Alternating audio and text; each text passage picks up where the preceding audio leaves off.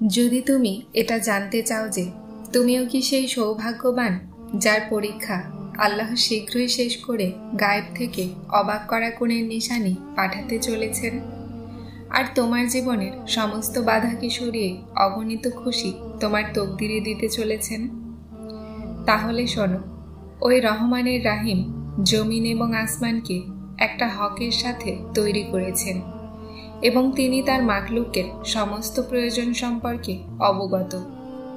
আল্লাহ তাআলা নিজেই কোরআনে বলেছেন, বলে দিন, তোমরা যদি মনের কথা গোপন করে রাখো অথবা প্রকাশ করে দাও, আল্লাহ সে সবই জানতে পারেন, আর আসমান ও জমিনে যা কিছু আছে সে সবও তিনি জানেন। আল্লাহ সর্ববিষয়ে সর্বশক্তিমান। জ্ঞানীদের জন্য এই কথাগুলোতে রয়েছে শিক্ষা। আর যদি আজ তোমার জীবনে কোনো কষ্ট থাকে অথবা যে অন্যায় তোমার সাথে হচ্ছে আর কোনোভাবেই তোমার পরীক্ষা শেষ হচ্ছে না, তাহলে এই দুইটি কথা অবশ্যই জেনে নাও। একদিকে তোমার ব্যর্থতা আর অন্যদিকে মঞ্জিলে পৌঁছাতে না পারা। অনেক সময় তোমার পথে অনেক ধরনের সমস্যা এনে দাঁড় করায়। জেনে রাখো, নৌকা যেভাবে পাড়ে ভিড়ে সুরক্ষিত তো থাকে কিন্তু কোনো গন্তব্য নেই, ঠিক তেমনই তুমি তোমার উদ্দেশ্যকে ভুলে তোমার রাস্তাকেই হারিয়ে ফেলো, যার কারণে তোমার জীবনের নৌকাও মাঝ নদীতে গন্তব্যহীনভাবে হারিয়ে যায়। আল্লাহ তাআলা নিজেই কোরআনে তোমাকে এটার জবাব দিচ্ছেন।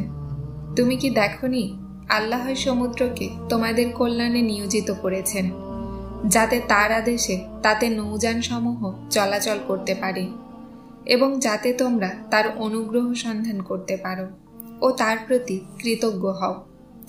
আর যদি তোমার কোনো কাজ লাখবার চেষ্টা করার পরেও সফল হচ্ছে না, তাহলে মনে করো সেই কাহিনীকে যখন আজিজে মিশরের স্ত্রী জুলেখা ইউসুফ আলাইহিসসালামকে কারাগারে পাঠিয়ে তার নিজের প্রতিশোধ নিয়ে নিয়েছিলেন, কিন্তু আল্লাহ তাকে মিশরের সর্বোচ্চ ক্ষমতায় বসানোর পরিকল্পনা করেছিলেন, আর সে তার এই কৃতকর্মের জন্য ধিক্কার ছাড়া আর কিছুই হাসিল করতে পারেনি।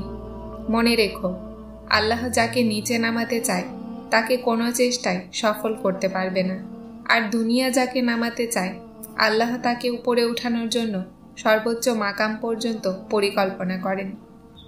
জেনে নাও, না তুমি আল্লাহর সাথে লড়াই করতে পারবে আর না পরীক্ষা তোমাকে পরাজিত করতে পারবে। আল্লাহ তাআলা নিজেই কোরআনে বলেন, আল্লাহ তোমার কোনো ক্ষতি করতে চাইলে তিনি ছাড়া কেউ তা সরাতে পারবে না, আর তিনি যদি তোমার কল্যাণ করতে চান তবে তো সবকিছুই করার ক্ষমতা তার রয়েছে। আল্লাহ তাআলা নিজেই কোরআনে বলেন, আল্লাহ তোমার কোনো ক্ষতি করতে চাইলে তিনি ছাড়া কেউ তা সরাতে পারবে না, আর তিনি যদি তোমার কল্যাণ করতে চান তবে তো সবকিছুই করার ক্ষমতা তার রয়েছে। আর আজ যদি তোমার জীবনে কোনো চেষ্টা ব্যর্থ হয় আর তোমার মনে হয় তুমি বারবার কোনো বিপদে বা কষ্টে বেশি করে পতিত হচ্ছ, তাহলে শোনো, নবী করিম সাল্লাল্লাহু আলাইহি ওয়াসাল্লাম বলেছেন, মুমিনের প্রতিটা কাজে নেকি। সাহাবীরা বললেন, কিভাবে? তিনি বললেন, যদি আল্লাহ মুমিনকে কোনো নিয়ামত দেয় তাহলে সে শুকরিয়া আদায় করে নেকি পায়। মুমিনের উপর কোনো পরীক্ষা আসলে তারা সবরের মাধ্যমে ফল পেয়ে যায়। মুমিনের প্রতিটা নিয়ামতই আল্লাহর রহম এবং দয়ার জন্যই আসে। আর যদি কোনো পরীক্ষা আসে তাহলে সেটা আল্লাহর কোনো হিকমত। তাই তোমার উপরে যদি কোনো বিপদ আসে তাহলে অস্থির হয়ে নিজের ঈমানকে দুর্বল করো না। কোনো রাত এমন বানাননি আল্লাহ যেটার ভোর না থাকে। আর জানো, যখন আল্লাহ তোমার পরীক্ষা শেষ করতে চান তো তিনি তোমাকে কিছু নিশানি অবশ্যই দেখান, যার মধ্যে একটা নিশানি হলো এটা যে তিনি তোমার অন্তরকে সেই দিকে লাগিয়ে দেন যেখানে তোমার জন্য নাজাত আছে, আর সেই রাস্তায় যাওয়ার এখতিয়ার দেওয়ার পরে আর কোনো অন্য রাস্তায় যেতে দেন না।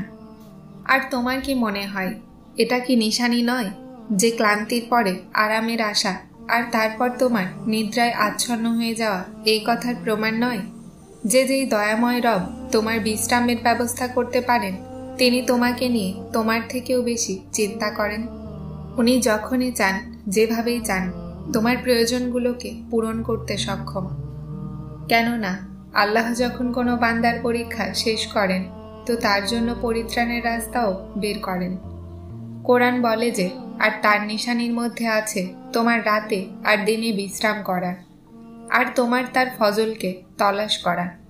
আর যদি তুমি গায়েবী সাহায্যের তলাশে আছো, তাহলে শোনো, তোমার রাস্তা যখন দৃশ্যমান হয়, যে যখন তুমি নিজেকে খোঁজার জন্য আল্লাহর রাস্তায় চলো, তখন আল্লাহ তোমাকে তার গায়েবী সাহায্যের মাধ্যমে সেই সফলতা দান করেন, যা তোমার জীবনকে খুশিতে ভরিয়ে দেয়। মনে রেখো, সৃষ্টিকর্তা সবকিছু দেওয়ার জন্যই সৃষ্টি করেছেন। তুমি শুধু নেওয়ার যোগাযোগ কায়েম রাখো, আর নিজের ক্ষমতার উপরে অহংকার না করে আল্লাহর ক্ষমতার উপরে পুরোপুরি বিশ্বাস রাখবে। তাহলে শীঘ্রই তিনি তোমার জীবনের সমস্যাগুলোকে সহজ করে উত্তম জিনিস তোমাকে দান করবেন। আর যখন আল্লাহ তোমার পরীক্ষা শেষ করতে চান, তো এই অবাক করা নিশানি প্রকাশ হতে শুরু করে, যা তোমাকে মজেজা পর্যন্ত নিয়ে যায়। ভাগ্য নিশ্চয় আল্লাহর হাতে আছে, কিন্তু দোয়া করার হক তিনি আমাদের হাতে দিয়েছেন। আর যখন তিনি আমাদেরকে হক দিয়েছেন, তাহলে কবুলও অবশ্যই করবেন। বিশ্বাস রাখো, কোনো দোয়ায় জায়া হয় না। প্রতিটা দোয়া আল্লাহর কাছে যত্নে রাখা থাকে, যেটার ওপরে তিনি উত্তম সময়ে কোণের মোহর লাগান। মনে রেখো, আল্লাহ খালি হাতে ফেরানোর জন্য তো আর তোমাকে তার দরজা পর্যন্ত নিয়ে যাননি। দোয়ার মাধ্যমে তো পাহাড়ও খণ্ড বিখণ্ড হয়ে যায়। দেখে নিও তিনি কোন বলবেন, আর জলদিই বলবেন। তাহলে তার কোণে হতাশ হয় না। ভাবো তিনি কতটা ভালোবাসতে পারেন, যিনি মাকে বানিয়েছেন। মায়ের এক দোয়ার তো পুরো দুনিয়া এক হয়েও মোকাবেলা করতে পারে না, কেননা মায়ের দোয়া ভাগ্যকে ঘুরিয়ে দেয়। আর যা নসিবের মাধ্যমে পাওনি, দেখে নিও একদিন তুমি সেটাও পেয়ে যাবে। তোমার ভাঙা হৃদয়ের চিন্তা করো না। যিনি এই হৃদয়কে বানিয়েছেন, তিনি এই হৃদয়কে ঘুরিয়েও দিতে পারেন, আর জুড়েও দিতে পারেন। এটা ভেবো না যে আল্লাহ তোমার দোয়াকে রদ করে দিয়েছেন। তিনি তোমার সব দোয়াকে শুনে নিয়েছেন। উনি শুধু দেওয়ার একটা সময় নির্দিষ্ট করে রেখেছেন। হতে পারে এটা তোমার পরীক্ষার শেষ মুহূর্ত। দেখে নিও, আল্লাহ জলদি তোমার এই ভাঙা হৃদয়কে শান্তিতে ভরিয়ে দিবেন। দেখে নিও, জলদি আল্লাহ তোমার চাওয়াকে তোমার ভাগ্য বানিয়ে দিবেন। আল্লাহ তোমার অসম্ভব দোয়াতে কোন বলে দিবেন। যিনি তকদির লিখেছেন, তার কাছে তকদির বদলানোরও এখতিয়ার আছে। অসম্ভব শুধু তোমার জন্য, আল্লাহ তো সমস্ত অলৌকিকতা করতে সক্ষম। যারা ভিডিওটি দেখছেন, তারা সাবস্ক্রাইব করে হেদায়েতের সঙ্গে থাকুন। আসসালামু আলাইকুম।